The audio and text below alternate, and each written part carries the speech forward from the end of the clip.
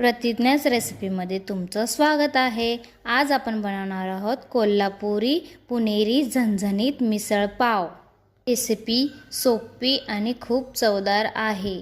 सुरुवात आपण मटकीची उसळ तयार करू। मटकीमध्ये टाकायचं आपल्याला 2 ग्लास पाणी, चिमूटभर हळद, चिमूटभर मीठ टाकून आपल्याला उकडून घ्यायचे।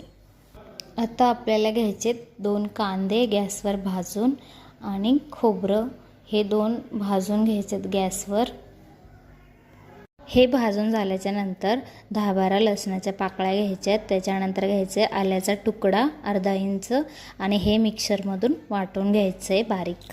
कांदा, 1 टोमॅटो बारीक चिरून घ्यायचे।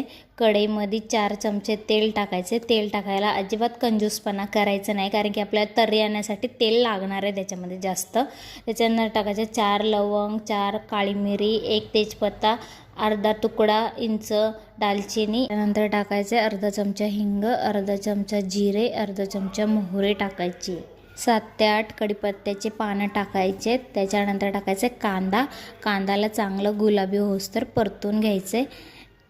त्याच्यानंतर टाकायचे आपल्याला वाटून घेतलेला मसाला चांगलं तेल सुटूस्तोवर परतून घ्यायचे।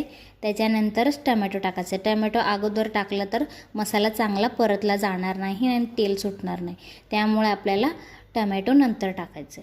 मसाला तेल सुटूस्तोवर परतून घेतल्याच्या नंतर टाकायचे जिरा पावडर, धना पावडर, हळद, लाल तिखट आणि घरगुती मसाला। त्याच्यानंतर टाकायचे मिसळ मसाला घातल्यानंतर व्यवस्थित परतून घ्यायचे। त्याच्यानंतर उकळलेली मटकी घालायची आहे आणि व्यवस्थित परतून आपल्याला लागेल तेवढं पाणी घालायचे। त्याच्यानंतर घालायचं त्याच्यात मीठ। आपण मीठ अगोदर घातलं होतं, त्यामुळे मीठ व्यवस्थित चाकून बघूनच घाला। लागेल इतपत पाणी ॲड करून आपल्याला स्लो गॅसवर व्यवस्थित उकळी काढून घ्यायची। त्यानंतर बघा मग कसा कट येतो छान। त्यानंतर बारीक चिरलेली कोथिंबीर घालायची। आपली रेडी आहे मिसळ पाव। खायला एकदम झणझणीत तर्री।